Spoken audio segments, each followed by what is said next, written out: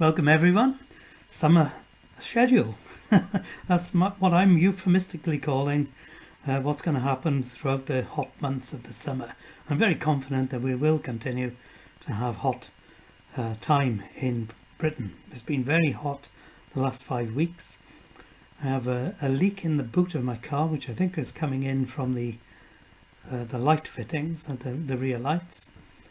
And I put talcum. I took the carpet out in the boot, peeled it back and covered the boot in talcum powder, and the minute I did that it stopped raining. We haven't had any rain since, just the odd small shower overnight last night.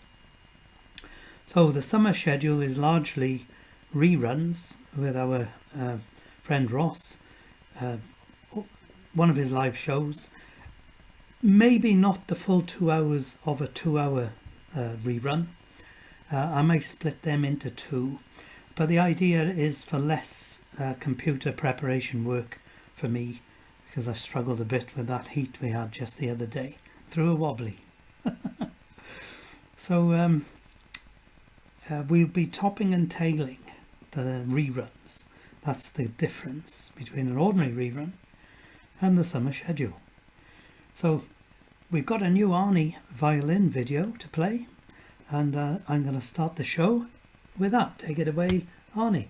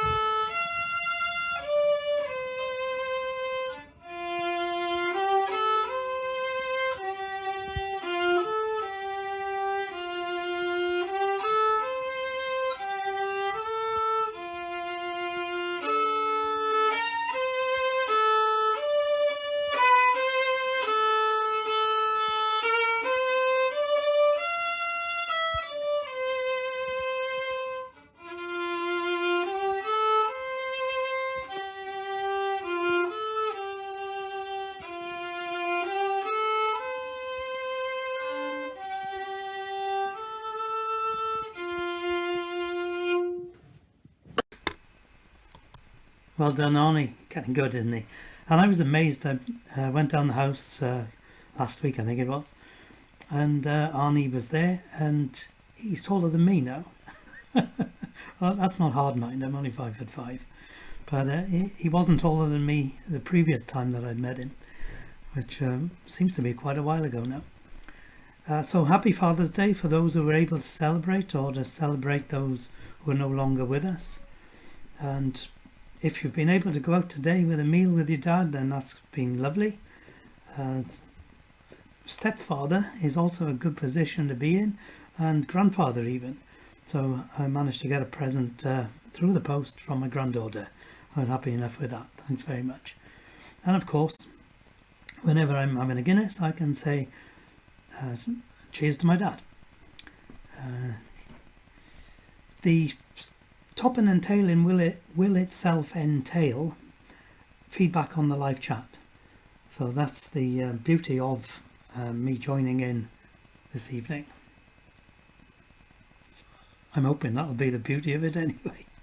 So straight over to news, and the news comes from Angie, who is giving more details about the tribute to Ross, planned for 9th of September, I think it is.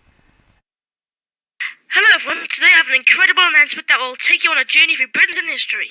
I'm Zavi, and I'm thrilled to invite you to an unforgettable event. Get ready to be inspired as we delve into the untold stories that have shaped our nation. Our chosen venue is the captivating Bedwas Workman's Hall, a cherished gem nestled within the resplendent Caerphilly area. This historic theatre holds profound significance to us as it pays homage to my father's unwavering passion for its rich heritage. We have an extraordinary lineup of speakers, including Marshall Abraham, Legolas, and John Pitcher. And the acclaimed author Rob Shaw, known for his book Architecture of Power. Stay tuned as we announce even more incredible speakers.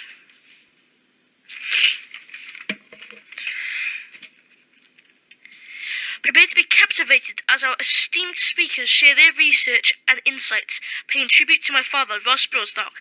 Discover how his passion ignited their own love for Britain's history, and get ready to embark on a journey of knowledge and discovery.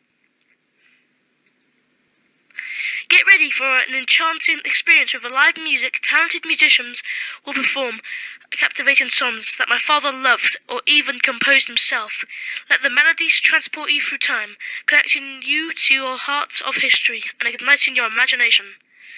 Engage with the brilliant authors who have brought history to life. Meet them in person during our special book signing event. Don't miss the opportunity to have your copy signed, including Rob Shaw's insightful book Architecture of Power and Marshall Abraham's fascinating work The Great Migration of Britain. We have made tremendous progress in uncovering forgotten tales and inspiring a deep love for British history. But our journey doesn't end here. We are eager to embark on further explorations and discoveries, and we need your participation. Together, let's make a lasting impact of preserving and celebrating our heritage. Mark your calendars for the 9th of September, a Saturday from 1:30 p.m. to 8 p.m. Join us at Bedwas Workman's Hall. Tickets are priced at £18 per person and will soon be available online. Your ticket includes access to all presentations, live music, and a delightful buffet with hot drinks. Your support matters in celebrating my father's incredible legacy. Join us in person to experience this unique event. Purchase your tickets and attend the event, and share our mission with others. Together, let's make a lasting impact and celebrate the richness of British history. Thank you for joining me today and being a part of this exciting journey into Britain's history. Remember to mark your calendars and get ready for an event filled with knowledge, music, and celebration. See you on 9th of September at Bedwas Workman's Hall. Hedwch. Well done, Javi. That was very professional, and the PowerPoint worked brilliantly too. So a great message there for the 9th of September. Get your tickets early. Hopefully we'll record some of the presentations. That would be good, wouldn't it? In the news, I managed to see something come up on my Bing feed talking about a Roman mausoleum unearthed in London. Let me see if I can read all about it.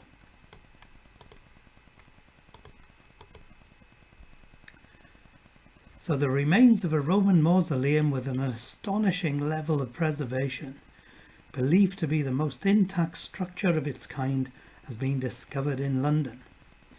The incredibly rare find has been excavated at the Liberty of Southwark development site, a stone's throw from Borough Market and London Bridge Station. The Museum of London Archaeology have revealed. The excavation of the tomb follows the discovery in February last year of some of the largest Roman mosaics found in London in more than 50 years on the same site. The find includes the walls and interior floors. At its centre is a striking mosaic surrounded by a raised platform on which the burials were placed. The lowest entrance steps also survive.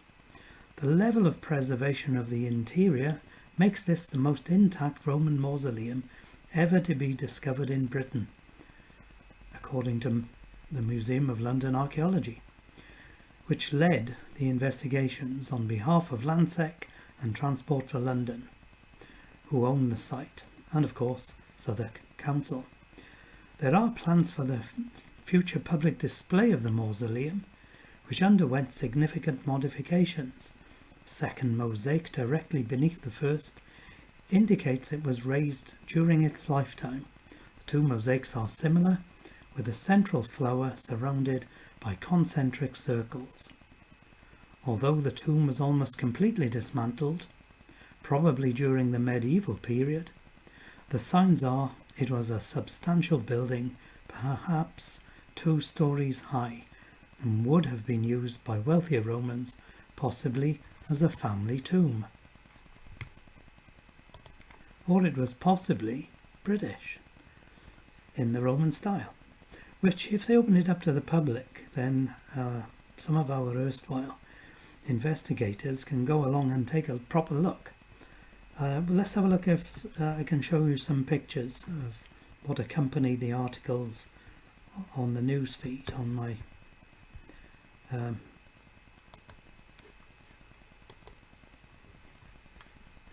hopefully that's coming up.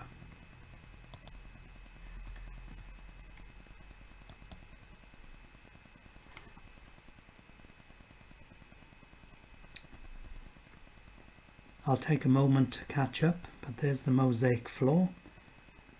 So I've got the iPad on so I can see. Oh, there's PowerPoint on.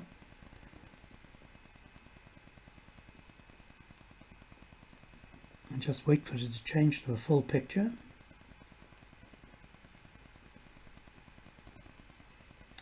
Well, unfortunately, it doesn't look as if it'll change to a full picture. Nevertheless, never mind, we'll just put that one on.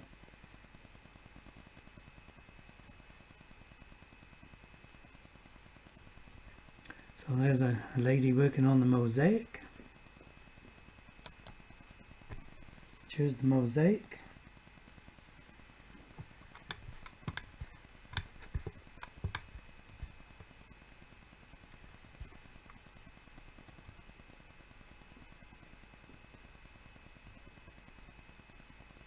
And as Bob Morgan said, there's no reason on earth why British artificers couldn't have done the mosaics.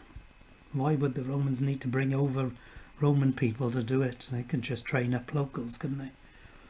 And if they then acquired the skill of doing these, then why wouldn't they just carry on doing them in the Roman style for the British? It's whether or not the British buried people in mausoleums at that time. So there we have it. Interesting to see.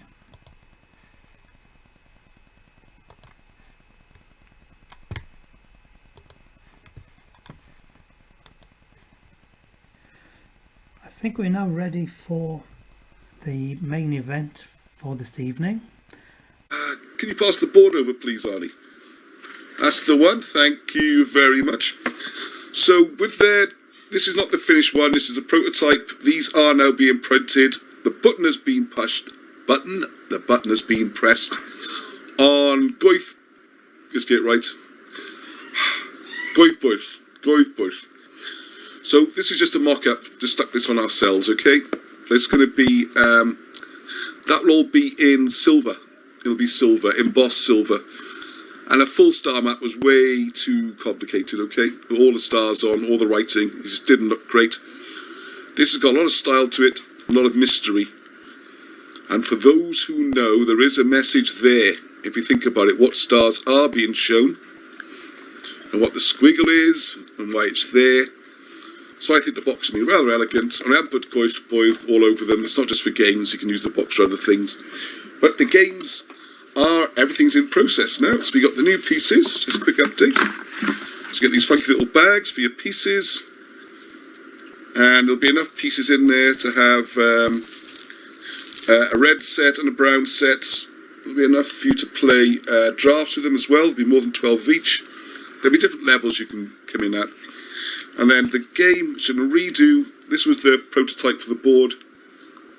Hopefully you can see that okay. Which is going to be based on a random star thing. But as we got the star map, we're going to use a proper star map. And it will tie in with the Babylonian stars. And I haven't got it uploaded. But to give you an idea, hopefully you can see this. It's going to be difficult to see.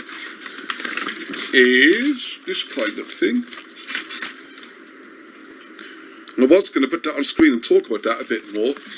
Because Steve Willets, who you've been following his progress, has made absolutely fantastic progress with what's been going on. I know that a bit longer. And I just want to show you on here with the Babylonian star maps, being in South Wales. And I think he's cracked it. he's worked out exactly where the centre of the map is, where the different places are, and it's slightly different to what we have. Oh, thank you. Nice design. Comments coming in. Oh, I think you're in the lid of the box. And I think you'll find, make sure I get the right way up, is that, well, I can't say too much at the moment because we want to do a proper thing on it next week and really reveal it. But it could be there is more than one star map there. Star map might be exaggerating. There is one guide to the, what do you call it? What do you call it? It goes around the edge. The 12 signs of the Zodiac. And then another one actually marking out the stars. Now, what I'm going to do a program next week as well is I've been looking at this Babylonian star map and reading up by the work of Gavin White, who I'd recommend if you haven't read it. The book should be right there, and I can't see it. Babylonian Star War, there it is. That's right. His name is White, but the book is black. That's what confused me. See, the book looks white from here, but black from the spine.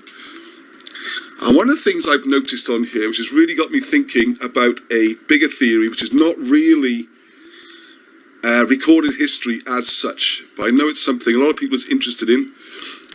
And one of these days, I'm going to do my presentation on the big history of everything, okay? Which is, the theory could be, and it's a lot to give a few clues, that some people from Britain and Northern Europe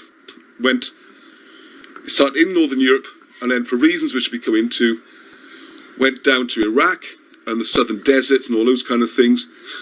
And then it was when the ice receded, we get to about 2000 BC, they started exploring again, building the first circles of stones and measuring and making sure everything was going to be fine, and then migrated back about 1600 BC.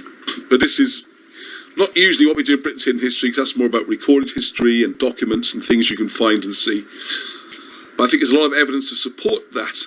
And the more I've looked into this, in my spare time, just reading some Babylonian star lore, and look at the maps, the symbols, and the way they've been interpreted, to me, it does seem as though the original star map was designed in a far more northern climate, and then transferred to Babylon, to the south. And Steve probably worked out where in Wales Babylon is as well, which is, so look out for next week, the big Babylonian one. We didn't want to go off half-cock, as it were. One of the things I've noticed is that what it would seem to present then is we've been trying to work out how on earth could you create the hills and mounds of Wales to copy, and even the rivers when you look into it, which gets very weird. Oh, everything right, colours changed. How do you do that to copy what happened in Iraq and ancient Mesopotamia, sort of Assyria? Well, it could be the other way around. That's the way it's starting to look. So, I mean, it's a lot more interesting. It's a lot easier to build a mound in the middle of the desert. And if I'd like people to have a look before next week, to give me some feedback as well, is you'll find that there's a lot of archaeology in the deserts of southern Iraq, well, it was before when it blew it to pieces in those wars that we had. And they never find any evidence of life there. No money, no names, no evidence of any life. And there's some weird mainstream theories of why they're there. The main one being that it was a harkening back to their previous nomadic existence. So the ruling family would move around these points of the desert just because they used to live in a tent and it was a cool thing to do. Doesn't strike me as being very likely. What's more likely is it was a massive star map. And then I think you'll find you've infringed copyright. I wonder whose copyright that is. I don't know who Wellville is. So that's been very interesting. We're looking at the Babylonian star map and how that's going to be moved on there. Well, I've hand drawn this, so I don't know whose copyright might have infringed there. What have we got? The Origins of the Vedas, which I haven't read, don't know much about that one. Yeah, I have been doing a lot of look Ella, into New Zealand history. And yeah, I've been looking at that. And the thing which might not tie in with this, that all the accounts seem to be of even the more ancient people arriving there. I think the Maoris must have come 1200 AD, 1400 even. They haven't been there that long, and even the people before them would have been AD.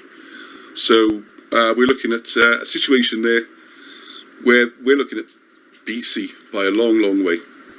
Okay, I don't know who this Wellville person is, but there we go. Right, so let's so I'm going to crack on with that. So what we do on next week's programme is looking at Britain's hidden history.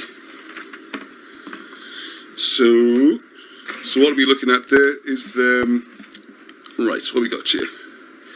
Oh yeah, Baron Blackett's CD, the Goyle Bluth. I'm glad everyone likes the new box there, that's great. And Robert Shaw, the book, yeah, which is Architects of Empire. Architecture of Empire, we talked about that before, and it goes through a lot of the stuff about the Great Fire of London, the plague, and all these things are all brought on. Alright, so, what have we got here? Oh yeah, right, okay, let's get back to a couple other things, and then we'll crack on with that. Hey, why can I not see on the bottom of my screen? Hang on a second. There should be an icon here. The children having a rare old time looking at the news in the other room. My presentation's gone. I just spent ages putting a presentation together. Where's it gone? It was there. It just disappeared. Unbelievable. What's happened? I don't know. It's just not there. It was on screen. Now it's not on screen. It's gone.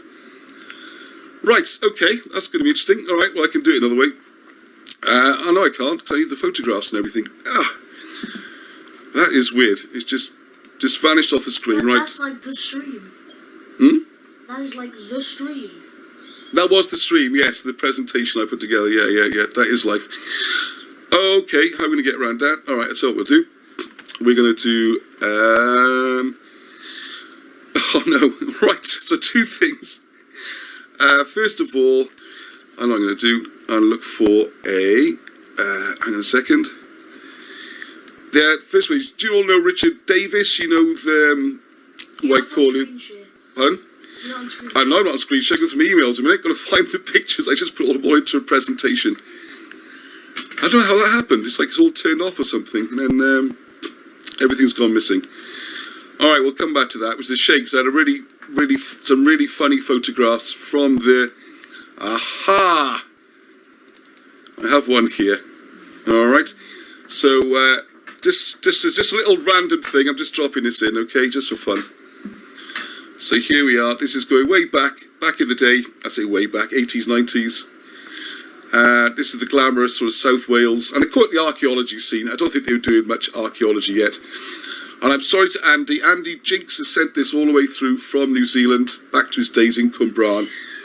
And the person on the left here to look at with the great moustache and the big muscles, that's Richard Davis, the one who's been guiding us around Cwmbran. And so I hope Richard's watching this and find this quite funny. He's the one who took us around Cwmbran, also up to Lodge Hill. So he's been doing all that kind of stuff. So there he is in the younger days. And just, that's Mike, there's Sue. I'm sorry, I don't know the name of the other person. I should know. And I just thought it'd be quite fun to see that there, because Richard's also done a full-on design of what's going to be, what he calls the Arthur Shield, which has shown before. Aha, I can use this. Alright. What he sent me through now is the finished artwork for this, okay? So we'll be doing that on into some various products Richard's done. And also I'm going to put a link up again for you can buy Richard's stuff as well. He's a great artist. And he's presented that to us as a painting so we can use it for some of our things as well. So that's cracking stuff. Alright, so we're back on me, I believe, are we? Yeah, so we're really looking forward to doing the star maps and all that kind of thing. It's going to be fantastic. Just to go through there, what we've done is taken Alan Wilson's work and then taken it really to another stage. And we've been looking at the case there where, as you've seen us the last few weeks of videos, how you've been seeing how using the Babylonian star maps is the key. And if you look at the research that Wilson and Blackett did, they could take it so far using the conventional stuff. Oh. You need the Wilson and Blackett maps. What's that one? Suddenly just... pixelated, like, incredibly. Oh, okay. Well, I can't Maybe about it's that. just mine. Oh, it's gone back to normal. Oh, it looks good on here now. The picture looks great. I don't know why it's pixelated on our earlier thing. So once you use the Babylonian maps, then it all starts to really reveal itself. Okay? So we'll come on to that. Can you get me some water, please? Yeah. Sorry, it's I'll well watch your done. He headphones. keeps saying he's going to. He's saying, "Do you know who I am?" And giving hints, and everyone wants to know now. All right. I'm not the guy whose research has been broadcasting as well. I don't know who Wellville is. This research is Wilson Blackett's research, and it's been taken on by Steve and a few of us as well. Wellville, I think I know who you are now from this. It's not what you did, okay? I know you did something. Anyway, I want to get into that. He's done something which a while ago was showed to us, but doesn't want to. Whatever he wants to do with that, that's up to him.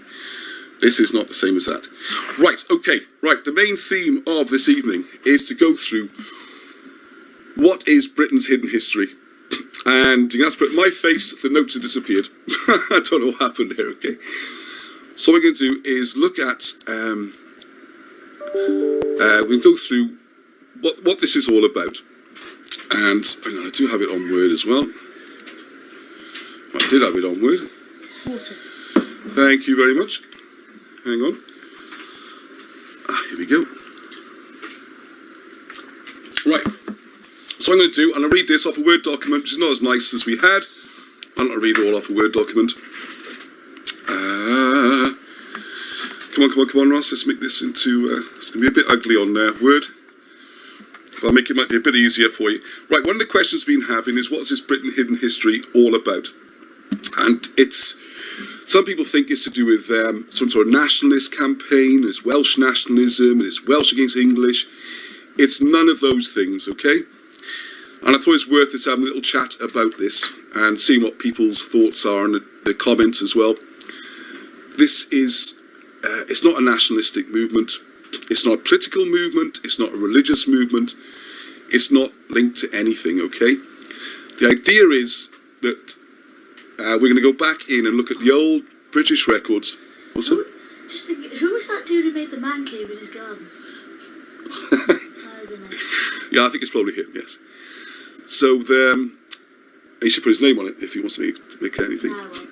Anyway, so what I'm going to say, yes. So what we're looking at then is to go back through time, and this summary I've done, this is part of the introduction to Rob Shaw's book, the new book, Architecture of Empire. So if you just bear with looking at a bit of a Word document, not rather many pretty pictures, I'll just give a little, this gives an introduction to it. The point is that there's different perspectives on history. And the perspective that we've been given in schools and universities and taught and is given as history, full stop, is only one perspective. And there seems to be a lot of evidence that perspective has been created in more recent times. So I'll do this quick introduction first to go through here. Well, I'll say it quick, it's a few pages, so please bear with me. You can have a read of this. So Cumberoglyphics, the Britain's Hidden History Project. Britain's history has always suffered from being inconvenient to ruling powers, and as a result, has repeatedly paid the price of being suppressed, deleted, and new versions written in its place to hide it. I'm not going to read all this out, it's going to be quite hard work for people, but I'll leave it on screen so you can see it. The first time this really became an issue, everything seemed to be going fine until the history we're going to talk about is you've got the first migration back in around 1600 BC, which would be from ancient Assyria, from the Babylonians, and this we got from and that's we talk about the Albine migration. This is recorded in a lot of the old history books. Now, in the more mainstream version of history, this never happened, and the British or the Isles were occupied through a gradual process of assimilation and people drifting across from mainland Europe. So what's come in that version of history, the one you learn in school, all you'll see is a Stone Age man, Neolithic man, people living in caves, and this sort of barbaric world. And you also get told about the Celts who lived in this situation, whereas you would find there's no reference to the British being Celts at all before around about 1700s, when someone called Edward Lloyd introduced the concept. the Celts are actually a tribe in southern France. Okay, so let's go. I will read a little bit more of this. So from the church's point of the second migration we talk about 500 BC is the Brutus migration, which is a migration coming across from Troy and bringing this great civilization with them and metalworking and all that kind of stuff. So again, this great and glorious history. First of all, a great civilization from with Albine migration, and then with Brutus. And that's where you get, according to this version of history, that's when you get Albanactus, so you get Yr Alban for Scotland, which is still called Yr Alban in Welsh. You got Lucretius, whose Loegra becomes named after as in England. And then you've got, what's the other, well, the one who gives the name to Cymru. His name's not Cymru. It's very similar. So that's you get Wales, Scotland, and England. So in Welsh, Yr Alban, Lloegr, and Cymru, okay? I have to hit these twos now, which is a bit weird, because that's how you control the camera. The next migration is the one then which comes after the crucifixion. And this is the book which will be coming out soon.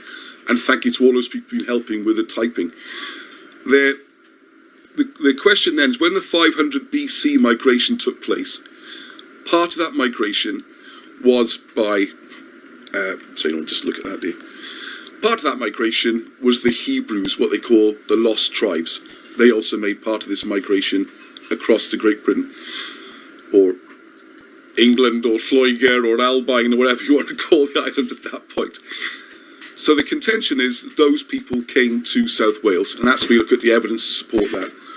The fact you've got the 12 tribes seem to match the 12 counties of Wales that they used to be, up until when it all got changed, I think in the 70s, when Glamorgan got split into Mid Glamorgan, South and Gwent, and Gwynedd, and all these other places, Clwyd. The old names, Pembroke, Meirionydd, Monmouth, all those disappeared. And we had the newer counties. Before that, there were 12, which would seem to match the 12 counties of Israel. Also before that, we have the thing we looked at before, the quartering of the country, where you have, just like in ancient Babylonian times, you've got the southeast, which is the heartland of the capital, the wealth creation, the bulk of the population. The southwest, which is then the area for the rural economy. So in Wales, you've got Cardiff and all that, and you've got Pembrokeshire and the farming, southwest Wales. The northwest is the land of mystery, so that's Gwynedd and Ynys Môn and all those sort of spiritual places. Then the northeast is Clwyd, where you've got the more military side of it, the army side. And a curious thing, if you look at Ireland, it matches, Scotland, it matches, England, it matches.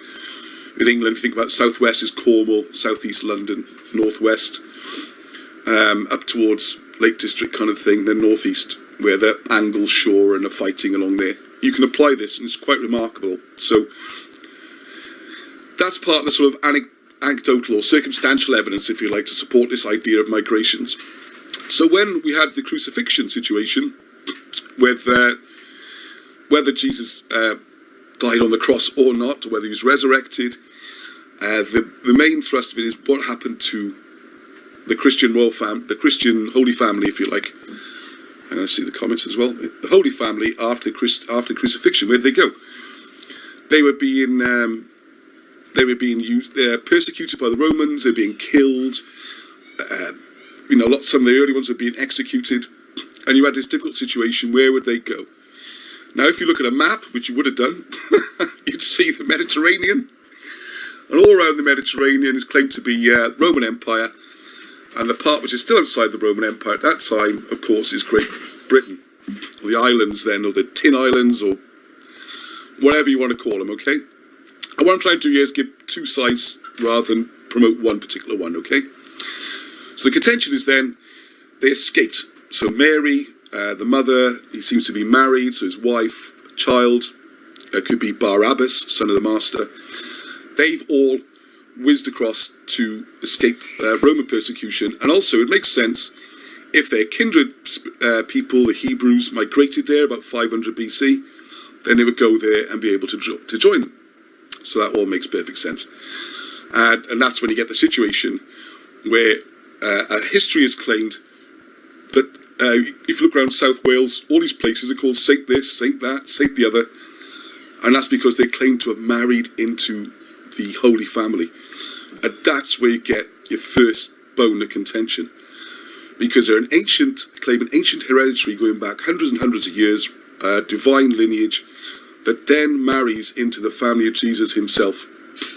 I see some comments here. Yeah, there's places around the migration route around Armenia. Yeah, thank you, Alan. There's Gymru. Some people, like if you read E.O. Gordon's Prehistoric London, you'll see a mention there that Crimea is a corruption of the word Cymria. And then back into the Bible times, you've got a person called Omri. And it could be that the people of Omri cut Omri, it became Cymru. We're not going to go into all the details now. And so we're going to go through all that kind of thing. Yeah, and since we've got Arnie there next to me, because he's doing history at school, and one of the things you find is Arnie's 12 now, is that they're starting to do some British history, and it just seems to magically start at 1066. It's quite remarkable. It starts with the Norman invasion. So all the stuff that went on before then, because from that period of the Christian migration, then there's all the fun stuff that a lot of people come into this group for. You've got the British kings, then you've got arrivals of Saxons and Angles and Jutes and Frisians, all these different people, the Scots. So the Scottish start moving and people moving to Ireland. Wilson and Blackett would say there was a comet which wiped out most of the island, left it wide open for people to immigrate into. And this is when you get the situation then of King Arthur and those great stories about, and this is well recorded history, it's in the charters, you can look up these family lines, these family trees. We've actually got them on the website, you can buy one, and you can have a look at it. And what we're doing then is this is the history which would be to be discussed. Now what people want to go and do with that afterwards and claim all sorts of things that's a different thing, that's up to them, okay? That's not what this group is about. The objectives of this group is to raise an awareness that there is this history and it is well recorded and it was recognised, really well recognised and understood up until very recent times. So where it's been slowly removed, and then of course with mass media introduction, 1920s, 1930s, so we're talking that recently, last 100 years, that's when it was possible to completely change the school syllabus, remove a lot of these things. Also, a lot of the things that Rob Shaw talks about in his book, more recent times from 1700s, that was all removed, how the city was formed. A lot of this stuff just does not get taught now. Griff's on. Hello, Griff. King Omri wasn't king of the Cymry. The Cymrian identity is more like the Cambrians. Well, that's another view as well. I'm just pointing out the different options here, right, rather than trying to work out exactly one. Okay, so I will go a little bit back to... let's try and get it back to... Hang on, I'm going to have to do this. Alright, okay. The next problem we have here, as it says here, the church's point of view, obviously this idea of the... Is that coming up on? Of the Holy Family coming to Britain after the crucifixion, start the faith here rather than in Rome, causes them a lot of problems. And even more problems, as you'll see in the forthcoming book, Britain's Hidden Christianity. You can see that Jesus apparently was buried in Britain and where he was buried, which I think quite a few people in the group have already latched on to where that is. So when the Normans came, which is where a lot of the history books start these days, they very much then sort of beaten England. I think that's exaggerated. This idea there was one bloody day and it was all over. Definitely doesn't seem to be the case. Another thing which is not mentioned at all, well, it's mentioned in passing, is at least a third, probably at half or so of William's army was Bretons. And Breton, as the name suggested, was Britons that had migrated to France. So this is a whole can of worms that needs really looking into. And I'd recommend people look at, for example, look up the Earl of Cornwall. In fact, just to break up this looking at text. Oh, hang on a second. I can't go that way. How can I go this way? So I'm going to try and bring this on screen. Come on. All right, so let's come back to the second. Remember Earl of Cornwall. Earl of Cornwall. Very important. Hang on a second. Let's go back to me, and I can make this work a bit easier then.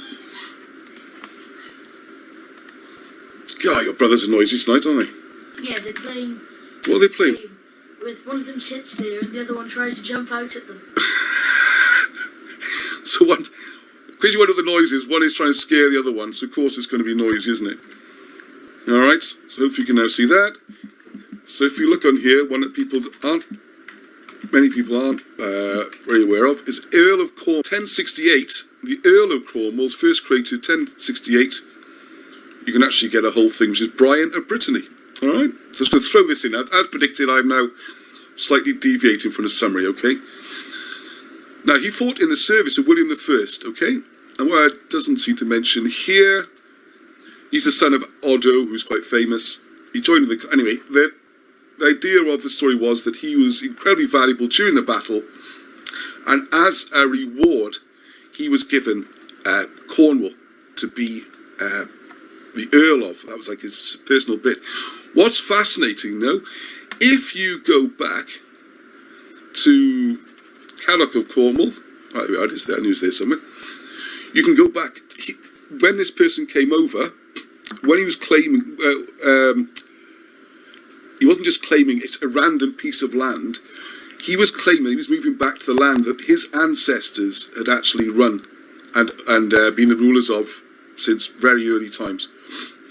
So he's the Cornish royal line, as he called himself. So if you go to William of Worcester, right in the 15th century, it was a few hundred years later, but it's not the biggest gap ever, you'll find there that it links all the way back to Caddock, and they've changed. This has changed. This isn't the usual. This isn't how the page used to look even a few weeks ago. So someone's updated this or changed it or something. So Caddock himself was a descendant of King Donyat. Oh, who's this? There we go. I've got the ancient stones and all this kind of thing. So you see that old ancient British history coming into it. So this is definitely something. That's the sort of thing when you talk about hidden. Is why don't we talk more about the Bretons? It was a Norman and Breton invasion, and how much of the country of England became back to beyond, and by the time of the Tudors, almost depopulated. But that's another question. What we're looking at here, so with Wales, if we get back to this, let's get that to the top of the page. Sorry about all the text. So when the Normans conquered England with the sword, Battle of Hastings, all that stuff, their approach to winning over Wales was very different. Here, they married into the old royal families. And if the fighting was too difficult, or this was just an easier way to do it, it gave them legitimacy. In 1091, there was some fighting. Obviously, there was a betrayal, because at the time, the British kings were fighting each other, and the Normans were renting themselves out as kind of mercenaries. And after one particular battle it's like civil war, if you like, in Wales, the Normans had supposedly sailed away, and then, unexpected by the Welsh, they came back in the night and stormed into Cardiff Castle. So the Vale was lost, but for hundreds of years, the fighting continued between the Welsh and the Normans. Okay, so getting back to the main theme here. So if you go back through the history, you see they tried to marry into the royal bloodlines, and it also appropriated a lot of the history, such as you'll see here, they wanted to get the treasures of Britain. King Arthur became a Norman story in their chansons, in their songs. And when Henry VII made his charge, and so we were talking about earlier, when Henry VII made his push to be King of England, and it's England, note the name, he rallied support from Welsh soldiers by claiming that he was the Red Dragon, and he flew the Red Dragon like the modern Welsh flag, quite similar. And he was going to take on the White Dragon in Richard III, because his emblem, if you remember, was a white boar, and a boar and a dragon are the same in terms of heraldry. I don't know how much of those two you can hear, honestly. It's slightly distracting. I guess your teachers feel like... Sorry, so I can't see the comments, unfortunately. Hang on, no, I can't. Yeah, look, Andy, there's much else coming up on there. And there's... okay, so what happened then was that's how he made his claim. And his links to the throne... Well, we'll come on to it from here. So the struggle to the islands continued through the centuries, and as different rulers took their turns under the throne, the language and records of Britain were destroyed where possible, and marginalised or overwritten where that wasn't possible. Now this is what happened, okay? Now whether or not there's some academics say, the Welsh records are a load of rubbish, the British records were a load of rubbish. They were destroyed. There's one person called Scholasticus who was very proud of how much he destroyed. And what seems to have happened through the Middle Ages, as quite often happened, one of the Welsh rulers or lords would be in trouble, and he would have to go to the Tower of London. He could be there for years. And to help him while away this time, he was allowed to bring his books and his library with him. So at some point, Tower of London was rapidly becoming the best store of British history knowledge there was. And so this particularly pious, I think he was a monk, who's some sort of religious person, abbot or something, decided the best thing to do was to burn the lot. And he destroyed tons and tons and tons. But there is still some evidence still available. Now, the Welsh language became admissible in courts. If you wanted a job, you wanted to be a judge or something, you had to speak English. So if you didn't speak English, you couldn't do any of those things. And you didn't know what was happening in the courts either. When Caxton brought in printing in the 1470s, almost immediately it was illegal to print anything in the Welsh language. And when that was finally overturned a couple of hundred years later, it was to print Bibles. So there's this massive gap where nothing was printed. And this is what's used as an excuse to say then that there was no British history, there was no Welsh history, okay? Anyway, whatever was tried, there was no legitimate way to bring Britain, and don't forget, that's not the same as England, to bring Britain under rule of London. So the first thing the Tudor dynasty did was try to unite, as everyone knows, Lancaster and York, the two houses. So when he brought these together, Henry, his whole idea of recruiting Welsh people was based on a claim through the fact that he was a descendant of the union of King John, brother of the famous Richard the Lionheart, and Llewellyn's daughter Eleanor. So what had to happen then was that this North Walian link to Gwynedd had to be inflated, because, let's just jumping ahead there. So once again, the Royal Records and History of South Wales was again the stone in the shoe that needed dealing with. And his solution was to inflate the importance of Gwynedd and just pretend that the British royal family based in South Wales and its claims to holy descent and rulership of Britain never existed. Now Wales, the whole of Wales, rather than just Gwynedd, was eventually annexed into England by Henry VIII in what is still considered by many to be an act without any legal basis, and has led to simmering resentment ever since. And this is one of the things that boiled over a bit in the Britain's Hidden History group, because this historical point about how Wales was annexed, some people wanted to discuss that more in the group. It's a bit more recent than we normally discuss. But other people saw this as a nationalistic argument because they're looking at the legal side of it, whether or not Wales should be legally part of England. Now, discussing history and campaigning for something, and they can take this and use it for political ideas or to push nationalism or to whatever. That's not what Britain's Hidden History is about, okay? It's about looking into the history and seeing what we can find, see what we're not being shown, and then trying to work out from there, is it legitimate, is it worth reading? What doesn't seem right is the current situation's all changed, and then you've got another version of history which has been completely made a taboo subject, and you're some kind of nutter, or as happened this week, someone just for raising some of these issues was called some sort of Welsh nationalist or something. Okay, so, oh, hang on, this keeps jumping around, this document, that doesn't help, does it? Okay, so we have this is when the annexation took place of Wales. So you had, oh my goodness, I've got to think of dates now, not the best of dates, I think it's 1470s, the Battle of Bosworth, and then just under 100 years later, the son, King Henry VIII, did a full annexation. After they took the 5 counties first, then they took the whole lot.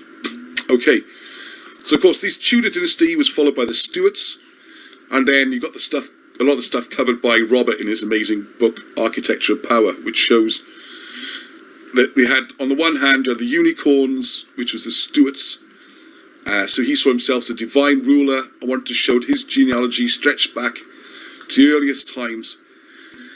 And for at least for a short time, it was in their interest to then revive some of this British history rapidly. Miss out the bit that mentions South Wales being the centre of it all.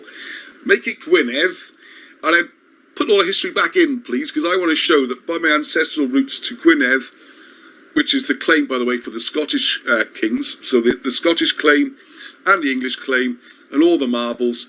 So you need to inflate that. So you've got books such as Percy Enderby's. You can get this from Kean Books. We've got Cambrian Triumphants. Lots of books produced in that period. So very interesting. And I know just don't get any attention at all. These books don't seem to be in libraries available through the Welsh Library. Just something you can't get hold of. Right? I don't know. There's a lot of talk about Benny Babbles having 10 views and stuff. Oh, Benny Babbles? I don't know what's going on. Right. I don't know why we're talking about Benny. Benny, if he's Benny there, hello Benny, you're great. And I'm going to watch more of your show and I'll plug it and put a link up again. It's good stuff. It does take a while to build a channel, so give him some support and some love, okay? Right, so with the Civil War, another little thing just to throw in here, Oliver Williams, who is known historically as Oliver Cromwell. Now, according to, I haven't done the full research on this, but according to the writing of Wilson and Blackett, he did actually have ancestors and a claim to the throne. He had a better claim than the Stuarts did. So, make of that what you will. You certainly won't find it in the history books.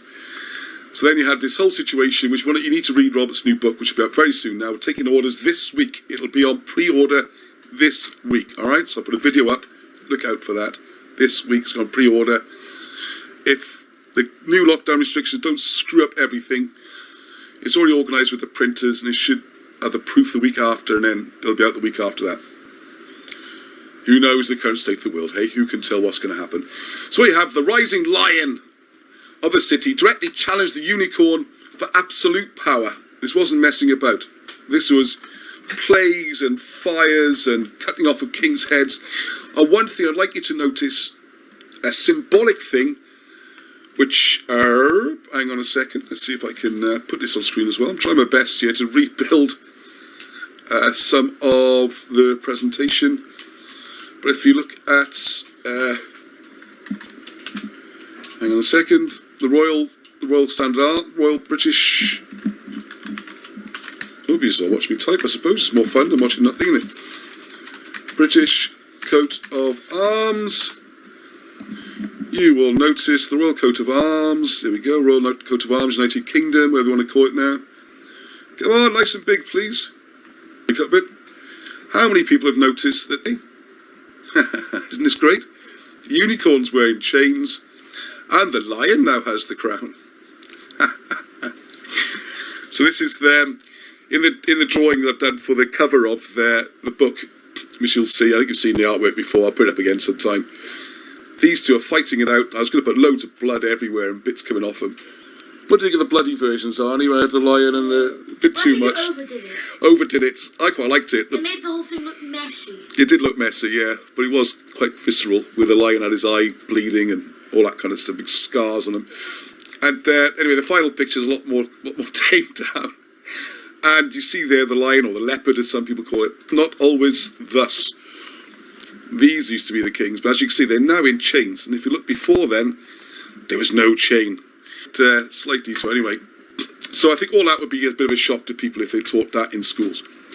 So what happened then? So Scotland was brought into the Union, and that was a con with the bankers. If you want to look into how that was done, absolute scandal. The way the debt was shifted, and you had a situation where you had certain lowland bankers wanting to be part of the Union, and they more or less bribed into it. And it was a banking setup. It was to make the financial systems work. It was nothing to do with the vast majority of people in Scotland, or England for that matter. And the Union was just as illegal as the annexation of Wales was. So I'm not a nationalist or promoting Scottish independence or Welsh independence. I'm just telling you what happened on the historical context, all right? So what you then had in Ireland, well, that was getting brutal, wasn't it? You had Cromwell being over there. The English were following it up. The Battle of the Boyne, if it ever happened, that's a bizarre one. That's definitely not for today, that's for another one. But if you get a chance, have a look into that. Did the Battle of the Boyne ever actually take place? But that's a weird one. But that's when the Stuarts were really kicked out. James a Colcha. I can't say that on a Sunday evening in English. That's Gaelic. Look up the word a Colcha, and you'll see what the Irish think of him. So that was being colonised. So this really was the birth of the empire. They called it a Commonwealth in those days. Another thing that's interesting, it's only very recently that it's been called the British Empire. That's a fairly new idea. It was always either the Commonwealth or the English Empire. So again, this identity is kind of, this is why I use the word hidden. And I want to mention someone, someone who's not very happy about the group and what we do, and he's sends me a lot of emails. And so hello, Mark, I won't give you a full name. And he says it's neglected history.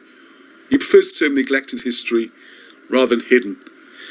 And there's loads of, my answer would be there's loads of neglected history. He thought a lot about his comments. He has some interesting things to say. But neglected history is, for example, in World War One, we don't talk much about the amount of fighting that went on. Everyone says 1914, 1918. I got my poppy on today. They don't mention the fact that the fighting went on for years more, and the retaking of Jerusalem and all the fighting against the Turks and the deals done with the Arabs and all that kind of stuff. That's neglected history. It's not hidden. You can find it. It's all there. It's accepted. This doesn't get talked about. Or a similar thing in World War II, where you had what they called the Forgotten Army, where out in the Far East, you had those soldiers fighting over there in Singapore and Malaya and all those kind of places. They're just not mentioned much. That's neglected. And at the moment, there's a big campaign to push some of the female figures through history who've not had as much attention as they feel they should have done. They're neglected. The difference here is it's been actually hidden. It's not just been neglected. There's the history we're talking about, and another history has been deliberately placed over it, and the names and terms changed to make sure that people can't find it. And that's where it's hidden comes into it. So, for example, here, the English Empire became the British Empire. The old names for everything changed and got switched around. Anyway, we'll read on. Anyway, so, sorry, the aftermath was the lion beat the unicorn. And they had a free hand then to just write the history wherever suited them. And if you look through the history books, you'll find it's a marked change from about 1710, 1714, around about that era. You got Edward Lutted. People like Shakespeare wrote about it, and Bacon, and it was in all the textbooks. All these connections with Troy, the fact that London used to be called New Troy, and there's all these places called Troy around southeast England in particular. The Brutus, and he just, as much as possible, either obliterated or rewritten or twisted, and that's where we get the term hidden coming in. How are we doing there? Oh, there's this dude who keeps saying everyone thinks of dog beep, and he's just swearing all the time, so I really? timed him out. Oh, you got rid of him? Oh, thank you, Arnie. Timed him out, whatever you do, right? He keeps going on. Yeah, there's a way to block people if someone's been swearing. Yeah, please don't do that. It's a family programme. I don't know why people come on and do it. So what happened? All right, we're almost at the end of this, okay? So the well-recorded history of the British being a great civilization and the migrations we talked about was then dismissed as myths and legends. The Welsh, and this is the crucial bit here, which is very controversial, the Welsh, Scots and Irish would be redefined as primitive Celts, with their history reduced to a footnote to the massively inflated ideas of a Roman Britain. This gets, I would say, more controversy and aggressive comments and stuff than everything else put together. When you start telling Irish people and Scottish people and Welsh people they are not Celts, this was an invented idea. And people just can't believe it. They cannot believe it. And you say, okay, find a reference to the British, any of those people there being called Celtic before 1700, you will not find one. The Celts were in south of France, nothing to do with Britain, okay? The term was introduced as a way of removing the different and proud histories and replacing with something else. This is why it's hidden. It's not neglected, it's had something else put on top, it's hidden. So as you're finding with in school, 1066 and all that became the new starting point for history, especially in schools. And any gaps and holes between where you couldn't fill it in, you know, like, all right, if we do go with the Romans leaving in 400,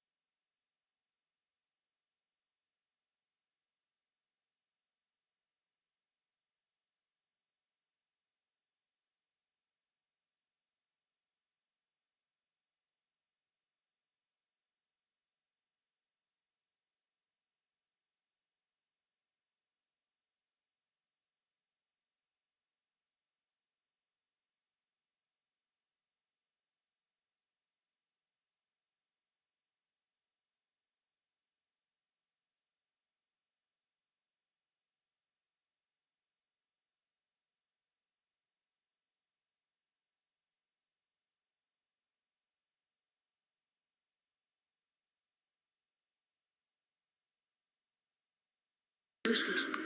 But it had to Is the sound back on? When did the sound go?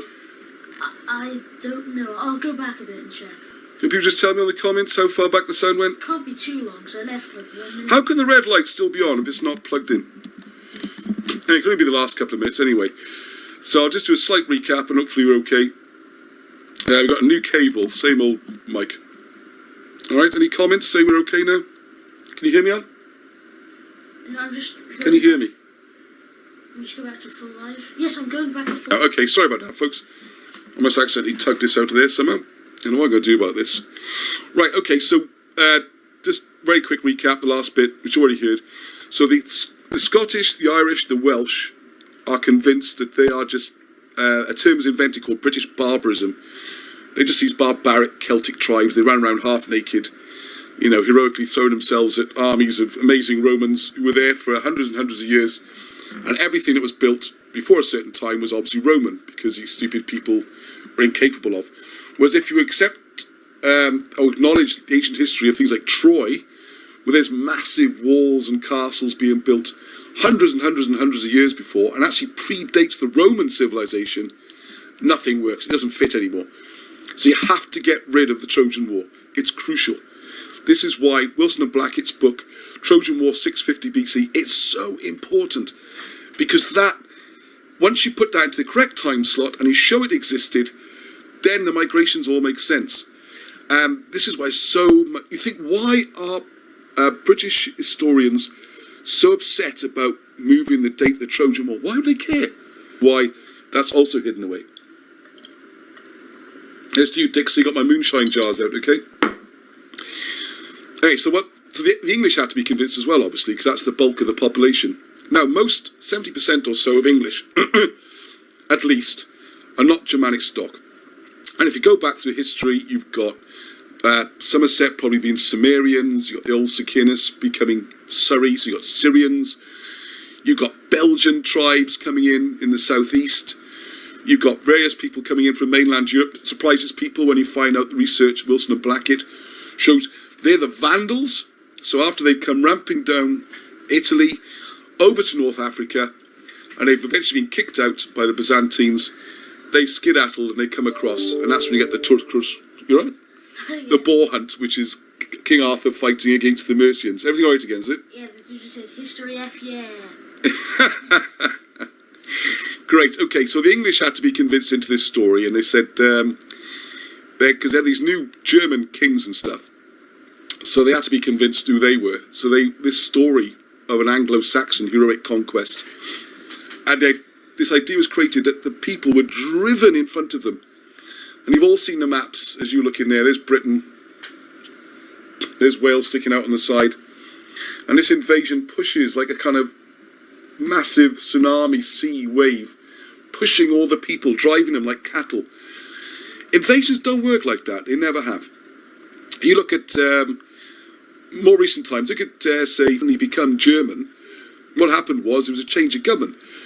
And in the Second World War, most of France was run by sort of what's called a Vichy government, or a new regime, under German supervision, if you like. And that's probably very similar to what happened in most of Britain. There might have been an overlord or a foreign power pushing things a bit, but you still got local rulers with local populations and local people. You can't drive people like sheep, especially when the length of Britain, 600-700 miles. It's just ridiculous and impossible. And as we come to the comet and things, which is, I'd rather keep that from this presentation. But the English were convinced, would sold this story that they were the Anglo-Saxons coming in to drive out these primitive barbarian Celts, whatever you want to call them, okay? And the idea here was there was a lot of enormous sentiment for revolution. People are really looking there to, if you look what happened in that century, they were very prescient, actually, the people who put this together, because there was going to be a lot of problems. Because by some accounts, the Georges or the Hanoverians, they weren't even in the top 50 in line for the throne. They had no real claim. They couldn't even speak English. George I, George II hardly even came to England and didn't learn the language, their language. And they were brought in because it was ideal for the city to have someone like that who could just they couldn't even speak the language. They didn't know what's going on, you know. Put them in a big palace, give them loads of money, tell them everything's cool, and they'll go with it. They were reluctant. They didn't even want to be the kings. And then more recently, of course, you had the Saxe-Coburg Goethers, which is leads us up to the current royal family, who've rebranded themselves as the Windsors.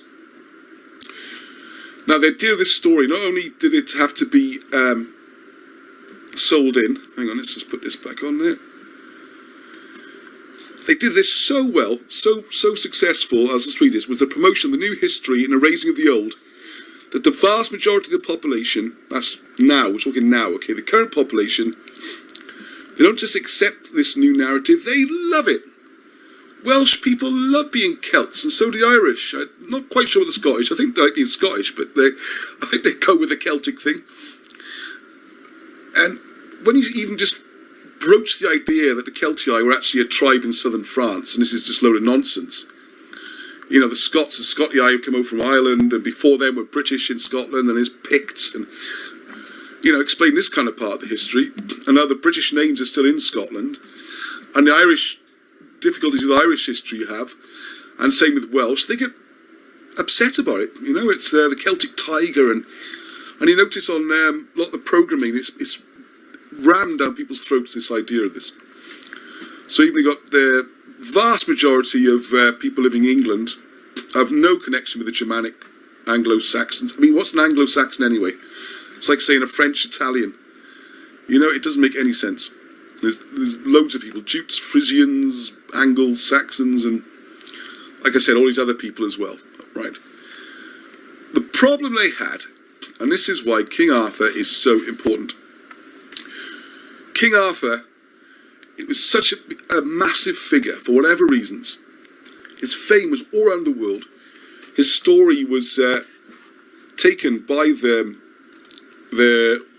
Normans, for example, and put back into their history. And you got people like Tennyson and that making it into English knights, became an English character. There's some people who say he's Hungarian. He comes from the steppes. This Italian, Roman soldiers, all sorts of stuff. Okay, because you can't get rid of the character. So I will stay on here actually, so you can see. So the one fly in the ointment was King Arthur. So no matter how the name has been lampooned, Disney-fied, you know, made into a cartoon character, transplanted round the world and dismissed as a legend, the historical King Arthur could not be made to go away. And this is what drew Wilson and Blackett into this. And when they started going through the records, they then had it confirmed to them there was this whole massive information which was being hidden from the likes of you and me. You won't find this in the library. You can't go and ask a history professor much about it or anything. The book's very difficult to get hold of. And as I say here, they were just in time to reopen the doors, and this is really important, the whole thing is coming to an end now. Reopen the doors of British history just before they were slammed shut forever. Oh crap, I just lost all the connection to the internet. You lost your internet, okay. As long as I'm still on.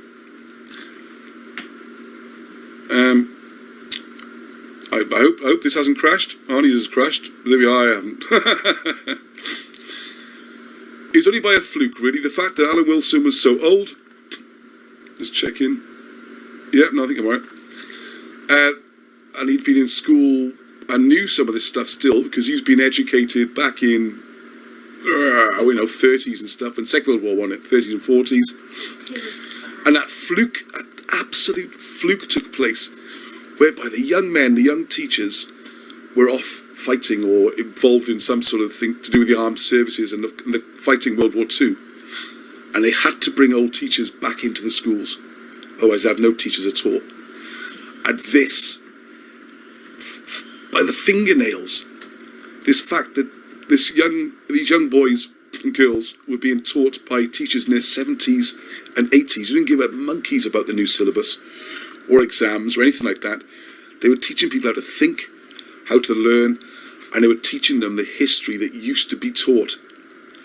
And then, fortunately, you got the likes of Alan Wilson particularly, and Barron's been part of this team, but Alan particularly has been a real genius And even though he was very young when he first started learning all this kind of thing, he held it in his mind. And when he got older and had the chance to revisit it, he had the brain and the ability to dig out all this information and produce, 9 books? And we got another 3 on the stocks coming out soon, which I'm now helping with as he gets older. So it was that close to going. And it's a fluke, really, because it was also the fact that, as I'm sure you know, he was a refugee. He was evacuated. Refugee's the wrong word. He wasn't a refugee. He was evacuated from Cardiff, which is getting quite heavily bombed in World War II. Another thing which doesn't get much mention. Everyone talks about the London Blitz. Cardiff and Swansea, the metal centres and industrial centres and harbours, they got a good bombing as well. So the children who's moved out to West Wales, where he encountered then the Welsh language, the Welsh history, the whole thing about Cwm Dewi and Jesus and all that stuff was brought into his mind. He's got the brain which has held it all this time, and we're producing it. And the more you look into the research and the records, it stands up. So it was that close. I would really say if Wilson and Blackett hadn't come along, all this would have been gone forever. And they've had such a tough time, such a difficult life, trying to promote all this, that it was almost going to... I think a lot of people were just hoping that they would just get on with dying, and this could all die with them. And that's where we come in. That's where you come in. That's where I come in. This is where we have to just keep this going now, all right? And make it so that... and I'll almost say, even wherever your views on the history are, at least people have the right to be aware that this alternative account, if you like, or this authentic account of British history is there. It does exist. The books exist. The documents exist. The charters of the old cathedrals, the stones with the names on, these things are there. And we need to make sure that they stay available, and then people can see for themselves and make their own judgment. So as I say, they were just in time, that's Wilson and Blackett, and managed to reopen the doors of British history just before they were slammed shut forever. And people would go down the Orwellian route of forgetting that there even was a history that was being hidden. So keeping this door open and rediscovering the authentic history that was generally accepted, and this was still taught in Welsh schools. So I said there, 1920s. In some ways, as I've just explained, it was taught in the 1940s. That's what the project's all about, all right? Keeping the doors open on that. That's the struggle, that's the battle. It's nothing to do with political gains or proving a point, or even saying if this history is right, wrong, or whatever. I mean, there's a lot of evidence. It's the fact that this evidence deserves to be placed on the same level as any other country's evidence, and probed and discussed and disputed. So Robert Shaw's opened this other book, another door, and as I say here, you are now invited to step through this door and see more of what the rulers would prefer stays hidden, and draw your own conclusions as to why they might want to keep these things hidden. So that's what we're talking about, okay? Whew. So, we've still got a few people online still. No, everyone's still there. It's very good. Oh, wow, there's a proper... Okay, seems like there's a lot going on over there. Am I a 50-year-old living in a 12-year-old's body? All right. Thanks, Tim. Yeah, we got through it all in the end. I get lost on the timeline of this history, says British Freedom. I'm not quite sure, how that works. So you've got the very quick outline. So you've got 1600 BC is the Albine migration. 500 BC, Brutus migration. Obviously 0, or just after, 37 AD, Jesus and the Holy Family migration. And that's the timeline then. From there you can follow the family charts and everything. And then the last King of Glamorgan, Iestyn, was murdered by the arrangement of Edward I in 1091. So up until then, really. All right, so hope everyone enjoyed that. Apart from Welville, who's still moaning on. This is Alan Wilson's work. I've got an argument with him. Oh, don't have an argument with him, Arnie. It's not worth it. No, it's quite fun. All right, okay, as long as you're not upsetting you or anything. No, it's quite fun. The thing with this is that people find lots of stuff and then say that's it, it's theirs, and no one can see it. This is another example of trying to hide British history. It's got to be out there. Alan Wilson's given us all the information that's available. And oh yeah, the last thing I meant to mention, which is difficult to show from here, is that Rob Shaw is a teacher. So there you go. Don't worry. I think I know who that is. It's one of those people that come along. So, right. Is that there's this... One of the tricky things you have to do with the star maps is to overlay them onto normal maps. And then you can do your own experiments. See if you can make the stars match. This is all in Alan Wilson's book. If you want to go back to Ark of the Covenant, he talks about all of this. So it's old news. This has been published 20 years ago originally, I think. And it's mentioned in the earlier books as well. So ideas like that, you can't copyright anyway. If you want to go along and discover something, and what I'm doing is... Excuse me, can you stop the language, please, here? Oh, dear. There are Arnie. Arnie's not too squeamish. He thinks it's hilarious. Look, there we go. So... Oh, good grief. Right, so we have to disable comments. Please, boys, can we just... Alright, there's a couple of these people are going to have to... Right, okay. Alright, well, if we can block that Luca character for a start, okay? Alright, so we've come towards the end now. What I was going to say is I'm going to make a... when I was designing the lid, just remember, mind you, Goithbush will be available, and the box set will include all the pieces and the rules for the Finchell, the Irish game, and there'll be a board in there if you want to add an extra board for drafts, chess, and oh yeah, the what's called the Viking game, the Tavel games, and the Viking word. It reminds me of when you see how they try to do some of the translating the hieroglyphs. It's like, I don't know what it is. It's some bizarre word. I think it's wise beyond his years, Arnie. Oh, don't get him on Waterloo. Don't get him on Battle of Waterloo, for goodness sake. Arnie's an expert on Waterloo.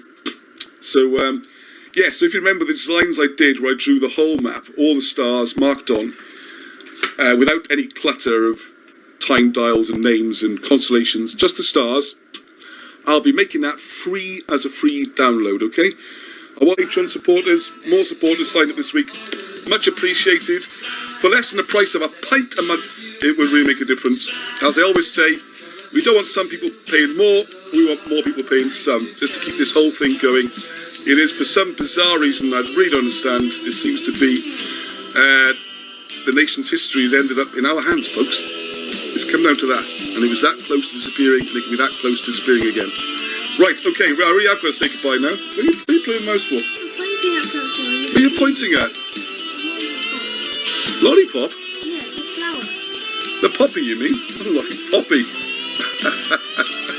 You're a real poppy in the garden, but you don't give any... Anyway, so remember it's Sunday. You really look worse in the camera. Yeah, I know I have. Everything's backwards, isn't it?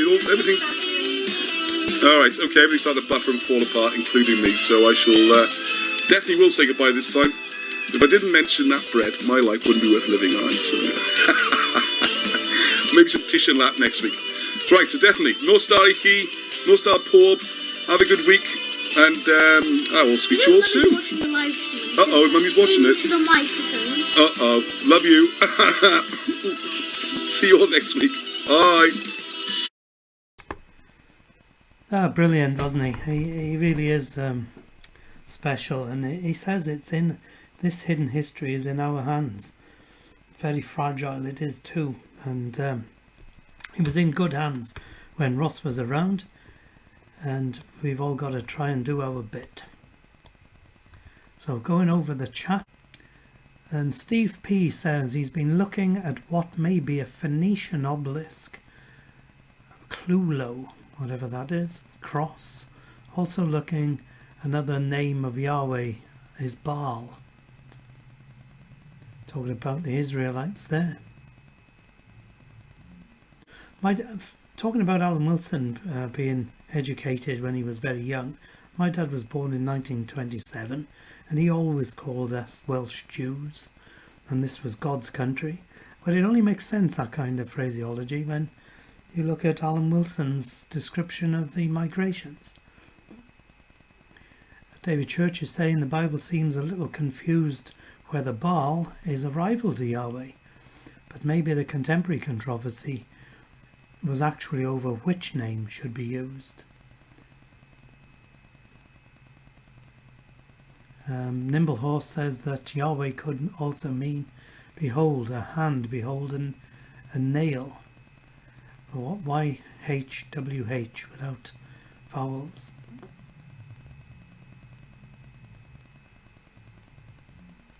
Legolas says he's amazed even now how much ground was covered by both Wilson and Blackett, Ross and people like Steve Willits in terms of the ancient Babylonian connections. So many strange areas around Britain in terms of place. Thank you, David. He says, there we are, Paul. Vanishing presentations even happen for the best broadcaster. Yeah, well, I'm not the best broadcaster. As Derek says, that's interesting. If the ancients built the henges to see if it was safe to return north, there must have been some kind of wobble in the stars to observe which settled down. Yeah, a wobble of the planet, magnetic wobble maybe. And of course movement in the solar system, which I think is what the Mabinogi is all about. Steve P says, which denotes Trutha de Dardana, as does Dane River and lots more. Lud's Church and the Bridestones seem to be these. It's like the Phoenicians came and messed up the frequency network laid by the Toot-Ha. That's beyond me, all of that. That was too deep for me, that one.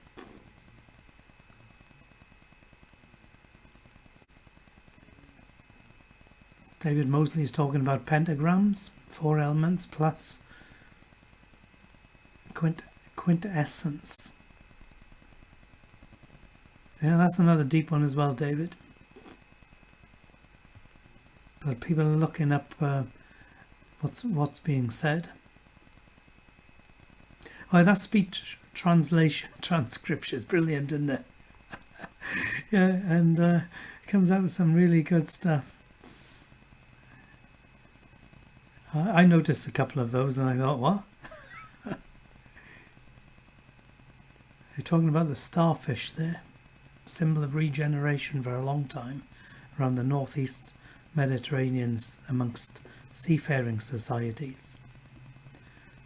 My photos, Steve J. Preston's music, local singer-songwriter, composer, actor, teacher. He teaches School of Arts and a variety of other things. There's a great video of Steve riding his motorcycle, so I might put that one out soon as well. So we'll go over to that while people can close the chat.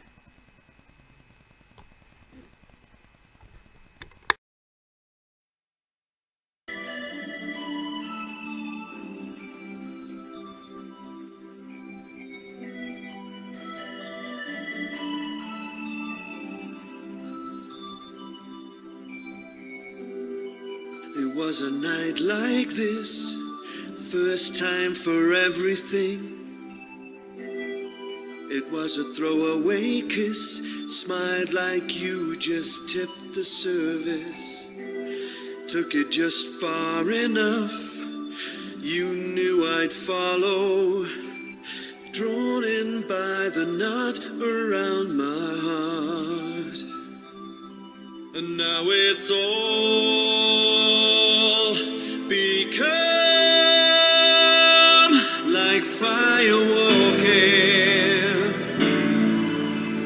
Don't look down, don't stop, 'cause I know you'll only burn me up. Oh, you never have enough, I'm fire walking. Your love's like a flame, but I know you'll only burn me out, 'cause you never have enough. It was a night like this, you became my everything. Never thought that I would miss the days before I paid for blindness. Took me to a dangerous place, you knew I'd follow. Lit the coals and placed them in my heart. And now it's all become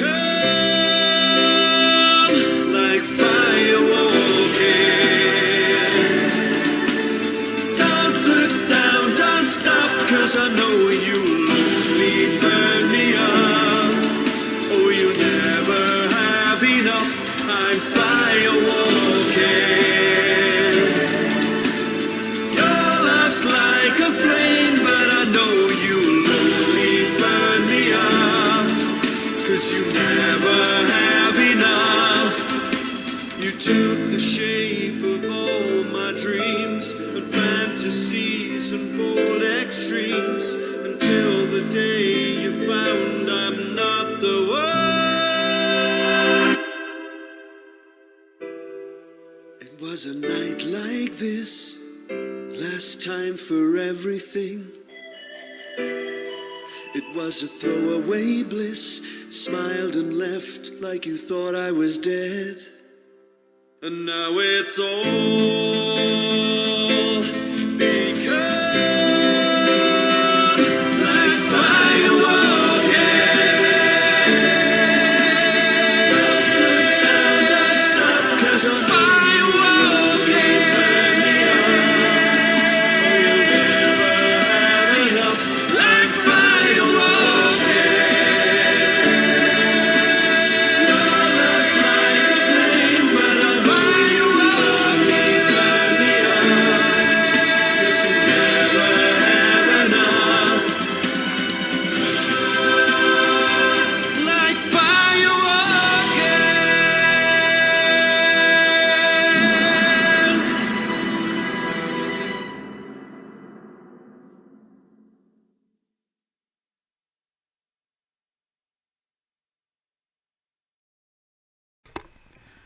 Well, I enjoy that guy's music, and that's why, and he's given me permission to use it, so that's why he's on a lot. I also like Beth and Parker's music, and I'm sure there's plenty of others that we could use. You've got to be careful over copyright, and sometimes cover versions infringe copyright, unfortunately. Or if the artists, like Keith's grandson, if they've got their own YouTube channel, sometimes it affects it somehow. I'm not sure why it does, but it does, even when we've been given permission. There we are. Perhaps it just affects the monetization. So that's it for this evening. There's a couple trying to meet up for camping. It has been raining up in North and Mid Wales, in Machynlleth and near Wrexham.